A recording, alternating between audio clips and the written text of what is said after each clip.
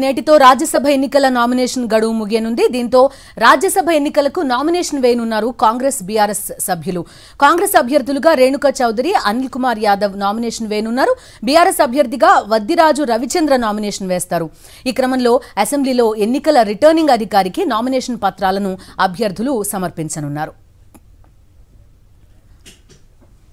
రాజ్యసభ అభ్యర్థుల నామినేషన్ల పర్వానికి సంబంధించి పూర్తి డీటెయిల్స్ అందించడానికి మా కరెస్పాండెంట్స్ లైవ్ లో సిద్ధంగా ఉన్నారు. మా కరెస్పాండెంట్ రాకేష్ లైవ్ లో ఉన్నారు అసెంబ్లీ ప్రాంగణం నుంచి. అదేవిధంగా మా కరెస్పాండెంట్ కిరణ్ భూపతి కూడా లైవ్ లో సిద్ధంగా ఉన్నారు తెలంగాణ భవన్ నుంచి. మొదట రాకేష్ దగ్గరికి వెళ్దాం. రాకేష్, చెప్పండి, కాంగ్రెస్ తరపున ఇద్దరు ఈ రోజు నామినేషన్లు వేయనున్నట్టుగా కూడా తెలుస్తోంది. కొంత లోక్సభ స్థానాలకి లైన్ క్లియర్ అయ్యేట్టుగా అభ్యర్థుల ప్రకటన జరిగిందనేది కూడా ఒక అంశం చెప్తున్నారు. అట్ ది సేమ్ టైం ఇంకొక ప్రశ్న రాకేష్, సోనియా గాంధీ కానీ ప్రియాంక గాంధీ కానీ ఇక్కడ నుంచి పోటీ చేయాలని పదే పదే కోరుతూ ఉంటుంది. వెరాజ్ రాజస్థాన్ నుంచి సోనియా గాంధీకి అవకాశం కల్పించారు. ఎట్లా చూస్తున్నారు కాంగ్రెస్ నాయకులు? డీటెయిల్స్ ఏంటి?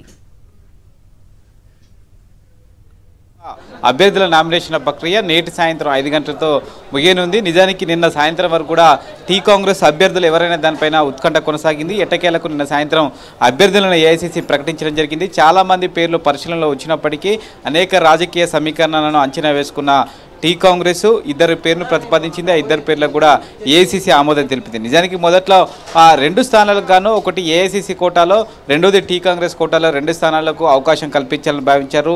అజయ్ మాకెన్కు తెలంగాణ నుంచి అవకాశం కల్పిస్తారని భావించినప్పటికీ ఆయన కర్ణాటక మార్చి 2 స్థానాలకు కూడా కాంగ్రెస్ నేతలకి అవకాశం కల్పించారు. ఈ ఇద్దరు నేతలు కూడా రేణుకా చౌదరి అలాగే అనిల్ కుమార్ యాదవ్ ఇద్దరు కూడా లోక్సభ ఎన్నికల బరిలో ఉండాలని భావించారు.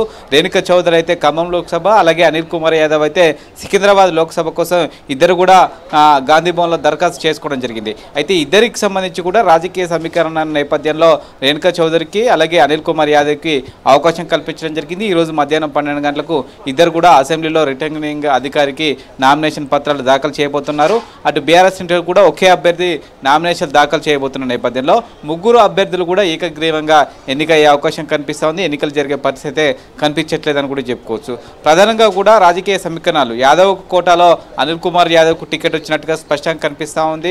ప్రస్తుతం యాదవ్ సామాజిక వర్గానికి సంబంధించి కాంగ్రెస్ క్యాబినెట్లో మంత్రి లేరు. దీంతో పాటు యాదవ్లకు సంబంధించి హైదరాబాద్లో మెజారిటీ ఉంటుంది కాబట్టి వచ్చే సికింద్రాబాద్ లోక్సభ ఎన్నికలకు సంబంధించి ఇక్కడ ప్రభావం చూపుతుంది అనేది ఒక అంశంగా తీసుకుని కాంగ్రెస్ అనిల్ కుమార్ యాదవ్ పేరును ప్రతిపాదించినట్టుగా సమాచారం.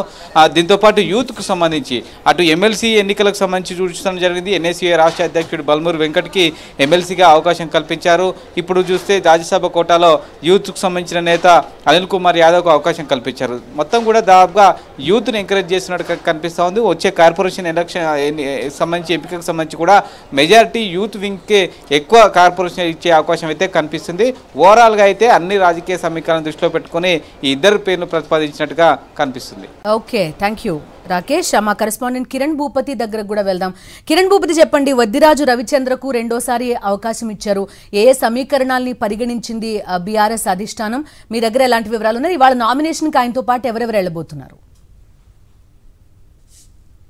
ఖచ్చితంగా, ఎందుకంటే పార్లమెంటు ఎన్నికల నేపథ్యంలో ప్రస్తుతం రాజ్యసభ నోటిఫికేషన్ విడుదలైనటువంటి నేపథ్యంలో నేడు నామినేషన్ల గడువు కూడా ముగియబోతుంది. బీఆర్ఎస్ కు సంబంధించినటువంటి అంశాలు కూడా అన్ని రాజకీయ సమీకరణాలన్నీ కూడా దృష్టిలో పెట్టుకుని ఇటు సామాజిక సమీకరణాలు కూడా దృష్టిలో పెట్టుకుంది. ఇటు ఖమ్మం జిల్లాలో గత అసెంబ్లీ ఎన్నికల్లో కొంత ప్రతికూల ఫలితాలు వచ్చాయి. ఇప్పుడు ఉన్నటువంటి సిచ్యువేషన్లో వద్దిరాజు రవిచంద్రకు తప్ప వేరే ఎవరికి అవకాశం ఇచ్చినా కొంత ఇబ్బందులు ఎదురయ్యేటువంటి అవకాశం ఉందని కూడా పార్టీ భావించింది. ఖచ్చితంగా తనకు గనక ఇస్తే బీసీ సామాజిక వర్గానికి చెందినటువంటి తనకు మరోసారి అవకాశం ఇవ్వాలి. ఎందుకంటే గతంలో దాదాపు 2 సంవత్సరాల కాలం పాటు మాత్రమే తాను ఎంపీగా రాజ్యసభ సభ్యుడిగా కొనసాగారు. ప్రస్తుతం అదే రాజకీయ సమీకరణాన్ని దృష్టిలో పెట్టుకుని కొంత బీసీకి సామాజిక వర్గాన్ని కనిపిస్తే అటు మహబూబాబాద్ పార్లమెంట్ సెగ్మెంట్ కావచ్చు, అంతేకాకుండా కరీంనగర్ తో పాటు ఖమ్మం, ఈ 3 జిల్లాల్లో పూర్తి స్థాయిలో కొంత పట్టు ఉంది. రాబోయేటువంటి ఎన్నికల్లో కూడా కొంత ప్రభావం చూపేటువంటి అవకాశాలు ఉంటాయని కూడా పార్టీ భావించింది. సుదీర్ఘ కసరత్తు చేసినటువంటి బీఆర్ఎస్ అధినేత కేసీఆర్ తనకు సంబంధించినటువంటి అంశాల్లో కూడా వద్దిరాజు రవిచంద్రకు ఈసారి మరోసారి అవకాశం ఇవ్వాలి.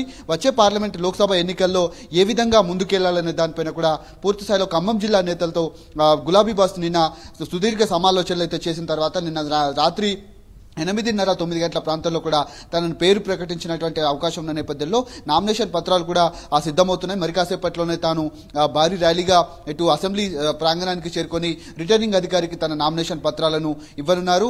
రాబోయేటువంటి రోజుల్లో కూడా కొన్ని సమీకరణాలు ఏవైతే ఉన్నాయో లోక్సభ ఎన్నికలు కావచ్చు, బీసీ సామాజిక వర్గం కావచ్చు, అంతేకాకుండా పూర్తి స్థాయిలో తనకు గనక అవకాశం ఇస్తే ఖచ్చితంగా ఖమ్మం జిల్లాలో ఎంపీ స్థానానికి కొంత లైన్ క్లియర్ అయ్యేటువంటి అవకాశాలను లోక్సభ స్థానం కూడా తాము కైవసం చేసుకోవచ్చని కూడా పార్టీ వర్గాలు భావించాయి. అందుకే తన వైపు కేసీఆర్ మొగ్గు చూపినట్టుగా తెలుస్తుంది. మరి కాసేపట్లోనే వద్రాజ్ రవిచంద్ర నామినేషన్లు కూడా వేయబోతా ఉన్నారు. Okay Kiran Bhupathi, thank you.